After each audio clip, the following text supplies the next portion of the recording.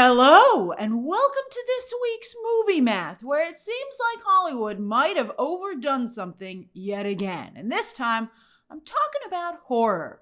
You know, it's rough in Hollywood these days, but one bright spot recently has been the horror genre, where that audience seems to have an insatiable interest. So many movies have been doing very well in that space, whereas other genres have struggled. But yet here's Heretic, the first horror movie in a hot minute to be softer out of the gate than anticipated. Actually, I thought it was pretty scary. I saw it. I'll share my thoughts on it. But smile too. If you're a horror fan, by the way, you're the target demo here. Do you suddenly find yourself sated? What choices are you currently making right now, and why? So you've got Smile 2, Terrifier 3, The Substance, Never Let Go, Speak No Evil, and even The Front Room. These are all horror movies that have hit theaters just since September. And two of them are still in the top 10 right now as they're joined by Heretic. Then also on digital, which is competing, The Substance is doing very well there, Blink Twice, and then just outside of the top 10, you've got Longlegs and even Alien Romulus, for those of you who like to count it as a horror film. And I think to some degree, I will agree. I don't think it does from a business perspective, but creatively, you can probably put it in the same category. But all these movies are allowing audiences to get their scare on. Now, the marketplace is fracturing, as we've discussed quite a bit. It's fracturing from every angle possible. But for the purposes of this conversation, I want to point out sources of entertainment where people are entertained, but then also suppliers of entertainment. And as the other sources do better, those suppliers say, well, maybe we could do well in the theatrical space. I really feel Terrifier 3 was a big disruptor. I think it pushed the edge of the envelope, making some of the Hollywood fare seem tame, and it took up a lot of oxygen and money in the room. It wasn't something that was coordinated through, Hollywood proper. So the carefully planned and balanced release schedule, or at least more carefully planned and balanced than it is now, goes away. There's some kind of I do think that studios should coordinate a little bit better in their releases. But Terrifier 3 just came out of nowhere and was like, haha, bitches, peace out, and took a bunch of money with them. Now, speaking of outliers, what's up with A24? So far this year, they've released 9 major new movies. That's more than Disney, Warner Brothers, or Paramount has released. Now, obviously, the strikes are a factor for the major studios, but still, that's a lot for A24. And they're not even done. They have 4 more movies to go this year, although to be fair, those are all strong awards contenders, very strong awards contenders. So, A24 is not going to sit on them. They need to get them out. But how much bandwidth does a studio have? Particularly when you're talking about a smaller one like A24. They've won the Best Picture Oscar twice, and many other nominations and wins over the years. And this year, they broke through at the box office with the ability to open a movie at number 1, Civil War. Heretic would have been their second number 1 ever, and it was so close, yet so far, that's what warrants this discussion. This should have been their second number 1 opening. It was poised to do so. It was Venom. We're going to talk about it. Venom's still number 1. But it's weird that Heretic couldn't do it. It's partially the overcrowded horror space, but I also think just not enough attention from A24. If a small specialty distributor can't give its movies the special care and attention, what becomes their selling point? A24 has even outpaced their fandom, their very strong, devoted fandom. That fandom has really only championed 2 of the A24 releases this year. And perhaps as A24 becomes more prolific, less and less of their movies have that special A24 formula, which won them the fans. They were like the Christopher Nolan of distributors. But does Heretic, some of these movies don't really kind of fit that image. The Iron Claw didn't, and We Live in Time, and that A24 fandom has not really supported those films, which is interesting to me. Heretic does have a very strong Rotten Tomatoes critic score, which was what I think gave it a lot of momentum and buzz going into this weekend. Even I decided to go and see it last night because of that strong Rotten Tomatoes score, and some people whispering that it was the best movie of the year. I was like, what? It's not, at least not in my opinion. The crowd, first off, when I went to see it at Dolby, and it was less horror fans, more Hugh Grant fans. I was like, do you guys even know what this movie is about? But at least that was my case. At least that was the situation or experience I had here in New York City. When you look at the actual demo breakdown, the audience was more Caucasian than usual, although once again, Latino viewers supported horror. And it skewed a little older than most horror films do, I believe, because of Mr. Hugh Grant. And while the movie offers up some interesting factoids on organized religion, you know what it felt like to me? And I'm curious if you saw the movie, if you had the same experience. It felt like being on a really bad first date where you get intensely mansplained for 2+ hours, kicked off by what was supposed to just be innocent, casual, polite small talk to get the conversation started. And you're like, oh man, I didn't know we were going to talk about this for the entire date. And not really even have a dialogue. I don't know. It just intensely reminded me of that. I'm curious if any of you got that same vibe. To his credit, Hugh Grant was as charming as ever. You know, what is it, right or left? Whichever way you'd swipe on him. But I believe this audience score is the more accurate of the two scores. Did anyone else get suckered into seeing Heretic? All right, as for A24, while I'm glad they're growing as a studio, I think they might be growing a little bit too quickly. Slow your roll, A24. They've already let down some of their 2024 movies in terms of box office, and they're definitely going to let down some of them in terms of awards. They just have too many contenders. They can't all go to the next round. Like they've already totally abandoned Civil War, which so many of you championed, by the way. Remember how we were fighting about Civil War? Turns out it doesn't matter. That film should seem more timely than ever, although I do continue to argue that it's not even actually about a civil war, and it didn't have the guts to make a political statement, which might, particularly now, really turn some people off. But it was supposed to be a slam dunk nod for Kirsten Dunst. I'm sure she feels a little bit cheated. And I would still advocate for her. I mean, especially because so many of you talked up that movie. I mean, I'm a big believer if we're going to open up a door, we should walk through it. Everybody made a big deal. I think she should at least get a nomination. All right, so what was the #1 movie this weekend? It was Venom 3. Third week in a row. Trump 2.0. Sony's Spider-Man-less movies doing well. Somebody call the Ghostbusters. But no, this is real life. And Venom 3 has sailed past the century mark domestic with its only real competition for the next weekend, Red 1. Red 1 is expected to maybe open at a soft #1. And Venom, I think, should still do very solid business next weekend. I think there's a chance Venom could still be #1 by the time next weekend is over. Although Red 1 will take the last of Venom's premium screens. Venom already lost its Dolby screens this weekend to Heretic, where that made up 24% of Heretic's opening weekend box office. Premium screens are still a big revenue driver. And worldwide, Venom 3, get this, is at almost 400 million. What? That's incredible! Not just for Sony's Spider-Man-less movies, but that makes it bigger than Twisters and Alien Romulus, and it will very soon pass other big movies by the time it leaves theaters. That's incredible. With a pretty barren December, Mufasa is fading fast. Craven might actually have a shot at being maybe a new Jumanji, or at the very least, another Venom 3. And with Sony actually able to keep these budgets under control and not having crazy out-of-control ad campaigns either, they're actually handling their IP better than some other studios. What is happening? As for Heretic, it's fighting for #2 with Lionsgate, who really needs this win. So they're aggressively insisting that they edged out Heretic for the #2 spot. I mean, no matter who's in second place when the dust settles, and also technically it's holiday weekend with Veterans Day, so some schools are out. So, I mean, it's a soft 4-day weekend, but technically it still is. So, Sundays could be a little stronger than expected. But no matter who's #2, the fact that the best Christmas pageant ever is so high up on the chart and has a double-digit debut, that's impressive. So let's talk about it.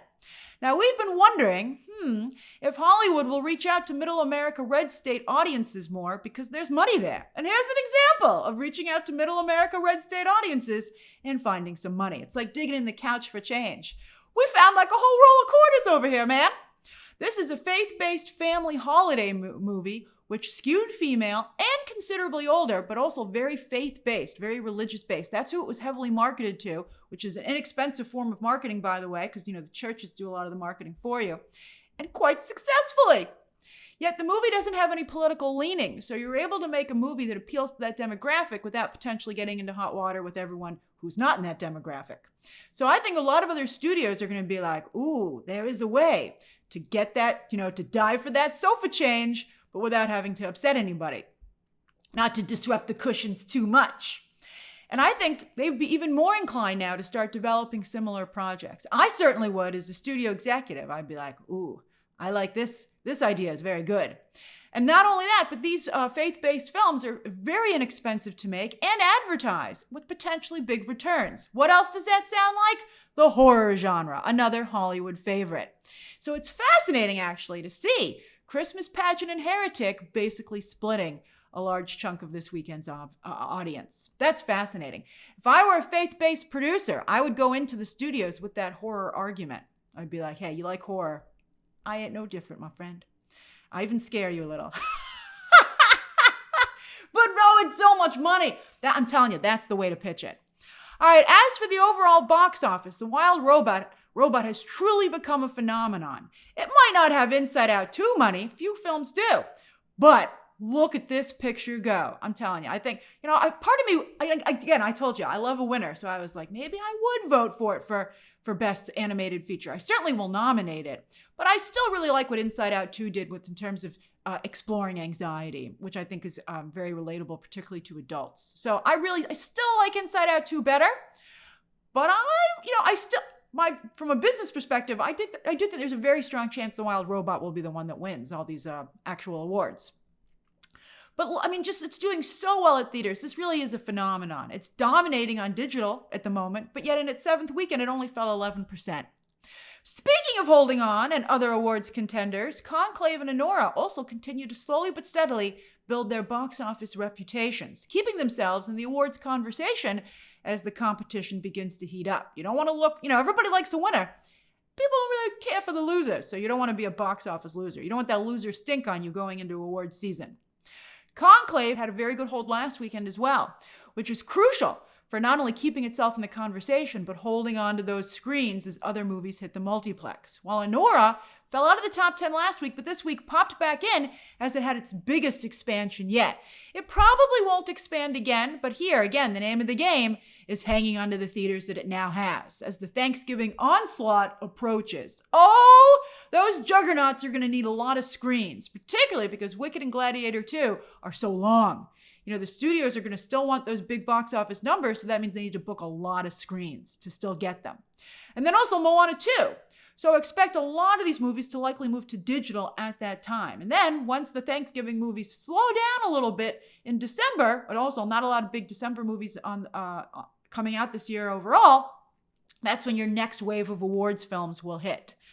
This is an interesting new dimension to our conversations. Usually we're just talking about premium screens, but it's also interesting to start thinking about how overall screens work in terms of availability, especially when we factor in how digital has changed the game. But yet still, some movies can coexist, like The Wild Robot. For instance, I had thought that maybe Conclave could play in theaters through New Year's, but I'm wondering how it will survive and hold on to its screens in this Thanksgiving onslaught. I think it might be able to hold on to a handful of screens, but I think it's going to have to be one of those movies that coexists in theaters and on digital. But this is why holds matter. As long as people are still paying to see movies in theaters, no matter how long they've been there, multiplexes will keep them. So Wild Robot, Conclave, and Anora will hold on to those screens, baby. But the other movies will slip entirely to digital. And Thanksgiving, the Thanksgiving screens have to come from somewhere. As I said, those movies are going to need a lot. And also, don't forget that Red 1 is about to come in and take a lot of screens as well. Although I suspect its screen count will also drop significantly after just 1 week when these Thanksgiving movies hit. As for digital, as always, let's start with Nielsen for early October. The good news here is that Agatha All Along, with that big episode 5, managed to pop back onto the originals chart. It's still a very small number, very low down on the chart, but at least it's back on. Still no Penguin anywhere to be seen on the overall or acquired chart, but it has its final episode tonight. Have any of you started your binge? So that might help, it might get onto the Nielsen charts in the next week or so. On the overall chart, Netflix and older content continue to dominate, and Sony's Bad Boys also did very nice as it finally found its way to Netflix, as all Sony movies do. With original, some of you have been asking me to highlight how well Tulsa King is doing, and yes, it is doing surprisingly well. More evidence of the growing moderate to conservative audience out there, which Paramount Plus has done very well with, as well as Amazon. Jeff Bezos not only kept the Washington Post from endorsing Harris, but it seems he has become a regular on the Florida social scene, which is anchored by the Trump family. In fact, Bezos apparently now lives in Miami. This is interesting to me. Side note, could Miami gain some credibility as an alternative to New York and Los Angeles? An alternative that leans conservative. Could Miami become? It flipped red. Miami-Dade County is usually always blue in Florida, but it flipped red this year, this election cycle. So could it become the conservative version of New York and Los Angeles? That to me is fascinating. The Sunshine State is already popular with all-star athletes, and Hollywood stars often jet down there themselves. And if that happens, could entertainment production start to flourish there as well? Florida already has the theme parks. At one point, you might recall Hollywood Studios was a functioning studio. Those were the days. But they could be again. And of course, the all-year round warm weather, just like with Hollywood, makes Florida friendly to filming. A little bit more moisture there, not a dry heat. But, I could see this. I could see this happening. But we'll see. Back to streaming, Only Murders is still hanging on in the middle of the originals chart, and now that season 2 of Rings of Power has wrapped, it has fallen off considerably, but at least it's still on the chart.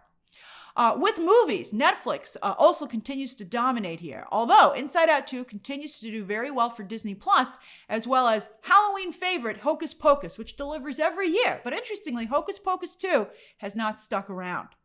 And while Moana isn't on the chart this week, it was just revealed that it is the most watched movie on Disney Plus over the past 5 years, with staggering viewership numbers. I am curious as to the context of that viewership. People sitting down and watching it, or is it like on in the background?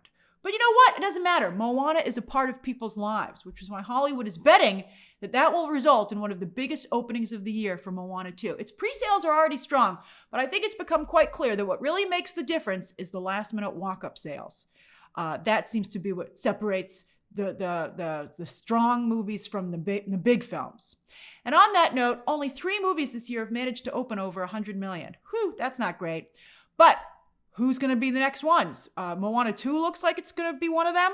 And so far, Hollywood doesn't think that Wicked or Gladiator will join this group. Gladiator 2. But I got to tell you, I think Wicked will. I think Wicked has it might fall a little short. It could be 80, 90. But I think it has a shot to crack 100. If Beetlejuice can, I would think that Wicked could. Although it does have to split its premium screens with Gladiator. One of the downsides of trying to create a Barbenheimer.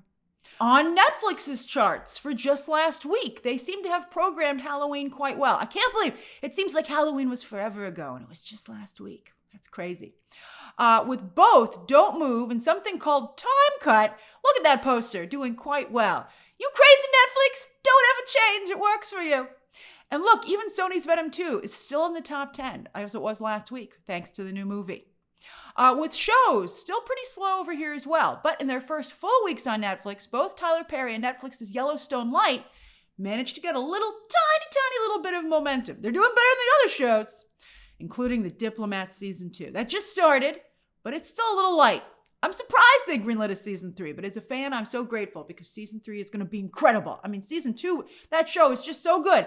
I'm surprised more people aren't watching it. But again, fracturing of the audiences out there. It's even harder to break through and get a large majority. But maybe it'll do better when we see it on the chart next week for its first full week. But I'm surprised and sad. A little sad how light that number is. All right. Again, Netflix doesn't advertise this stuff. They advertise still a few shows, but they did nothing for Diplomat. All right. Then on digital with Apple, it's still the old favorites on the top 10. Although it seems people are checking out The Substance a bit more on digital than they did in theaters. That movie was helped substantially on social media. It did certainly become a part of the pop culture lexicon. Also, after Trump's win, it seems a few more people are interested in The Apprentice, trying to understand what's happening, which finally popped into the top 10 on digital. That DC collection, we got another collection here in the top 10. That is a ton of crappy animated movies for $100. That ain't cheap. DC animation used to be so good, and there are one or two gems in there, but for the most part, I'm begging you, just read the comics these are based on. The comics are so far superior to these animated adaptations. It saddens me, speaking of being sad, it saddens me that this is the only way some of you would know these iconic stories. If you pay for Comixology, some of these are included in the subscription cost. And you can read them on your shiny iPad or tablet or whatever. All right. And speaking of DC, after just 1 week on digital, Joker 2 is already out of the top 10. Whew! The movie has made just a little over $200 million worldwide, which is basically its budget, which means, as the industry has estimated, it's probably, when you factor in also advertising, going to be a loss of $150 to $200 million for Warner Brothers. Whew! All right, as for this coming week, at least The Rock will roll into theaters with no big competition. He's got to take on Venom in its 4th week, and it looks like that's going to be a good matchup. He looks to prove that Red One is more than just a streaming movie, as it takes over IMAX and Dolby screens. Do you want to see this streaming movie on a premium screen? I bet some of you do. With all of Hollywood talent these days screaming at streamers to release their movies theatrically, this is going to be an important test. A lot of streamers who don't want to release their films theatrically are going to say, look what just happened here. Although apparently Netflix is shocked that Margot Robbie and Emerald Fennell didn't take their $150 million offer for Wuthering Heights because they didn't have faith that it would end up with a good, strong theatrical run. I don't know. I could see wanting a theatrical run, but considering that Saltburn ended up doing better on digital than theaters, I think they should have taken that $150 and run with it. Because I gotta tell you, I think Margot Robbie and Jacob Elordi are miscast in Wuthering Heights. So I think it's amazing they got offered $150 for that. What do you think? But yeah, again, Red One is a very important test for whether or not what's a streaming movie can play in theaters. The current Rotten Tomatoes score is not great, but not exactly surprising either. Do you plan to see Red One in theaters? I mean, it is a holiday movie. My family's interested. No word on when it will hit Prime Video, though. They don't want you to know, but because they want you to go see it in theaters. So that's why they're not. There's not even any whispers as when it's going to happen. But I think we can kind of guess. I don't think Red One will survive the onslaught of Thanksgiving with those 3 movies. So I think probably right around the beginning of December, it's going to hit Prime Video because they spent a lot of money on it and they're not going to sit on it for a year. So they're going to want to try and recoup their investment somehow. Remember when we'll talk about it next week, but that was supposed to be such a big IP. They were going to do toys and rides and all kinds of stuff off of it. And then we saw it and we were like, what? Sometimes to be a fly on the wall in these pitch meetings, because I don't know what these executives are hearing, because it seems so stupid to the rest of us. All right, so maybe they're all hypnotists. All right, so this seems like a pretty standard Dwayne Johnson movie to me. Sometimes they hit, sometimes they don't. But Chris Evans, man, what are you doing? All his choices post-Marvel have been so ridiculous that one can only think he's picking up paychecks. But didn't he get paid a lot hey, whatever. Go get paid, Chris Evans. Get your bag, as they say. But wow. At least he was good in Deadpool and Wolverine. But wow. You got to throw a good one in here somewhere, Chris. If you can still get one at this point.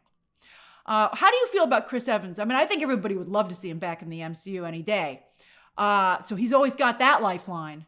But when you think of Chris Evans now, do you still think quality picture? Although, did anyone ever think that? All right, so on digital on Tuesday, Megalopolis becomes available.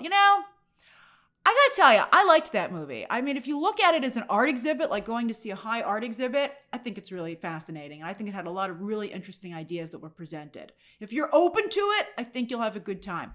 Do people have enough time right now to sit down and experiment with a 3-hour movie? No, I don't think so. I think, it would be better if this came out. I don't know if they could sit on it for that long, but they're not really advertising the digital release. This to me should have come out between maybe Christmas and New Year's or right after New Year's when you're just you got nothing to do, so you might as well give Megalopolis a try. And then also Goodrich will also hit digital. Then with streaming movies, Oscar frontrunner Emilia Perez hits Netflix on Wednesday. This Spanish language crime comedy musical from France has a lot of buzz. Will viewers enjoy it as much as critics? Netflix also releases Return of the King that day as well, a behind-the-scenes documentary about that Elvis 1968 comeback TV special, which was highlighted in the recent Baz Luhrmann film. Here, you can get the real story. Then I like that Elvis film was entertaining. It kind of lost its way eventually, but I kind of like that. It makes me more interested in this documentary. All right, then on Friday, Disney Plus has short film and Almost Christmas Story, while Hulu, also Disney, has their own new animated holiday movie as well. I mean, again, it's interesting to me because, of course, in America, we're like, what about Thanksgiving? But it occurred to me that everywhere else in the world, there is no Thanksgiving. So you guys are officially in the Christmas season. So that's one of the reasons you're seeing the programming that you are. Finally, with shows, as I said, tonight is the season finale of The Penguin, and I'll be dropping a spoiler review. And also, the new season of Yellowstone starts. On Tuesday, NBC Peacock will see if they can get a new sitcom going. This one looks pretty funny to me, actually. While on Wednesday, Bad Sisters returns to Apple TV and has had absolutely no advertising. That was a hot show. That was a highly regarded show, and yet not a peep about season 2. Can't say there's been a lot of advertising for Cross either, which is dropping its entire season on Thursday on Prime Video. While Hulu also drops all of Say Nothing. And Peacock, this is wild. They're getting weirder with the release strategies. So the first 5 out of 10 episodes of Day of the Jackal with Eddie Redmayne and Lashana Lynch, I'm interested, those all drop on Friday, the first 5. But then for the rest of the 5, they're scattered on some weird weekly release schedule. An episode here, an episode there, then for some reason 2 episodes, then maybe another one. You're like, what? Well, we'll see. All right, then on Friday, Cobra Kai drops the second of 3 parts as it breadcrumbs its way with its final season to the movie, which is hitting theaters in May 2025. And Silo is back on Apple TV, which I know will make some of you very, very happy. All right, and that's this week's Movie Math. What have you been watching? What do you plan to watch? And what movies and shows do you think are surviving, if not thriving, in the changing Hollywood landscape? Share those thoughts down below, subscribe today, and of course, as always, you can check out some more videos right now.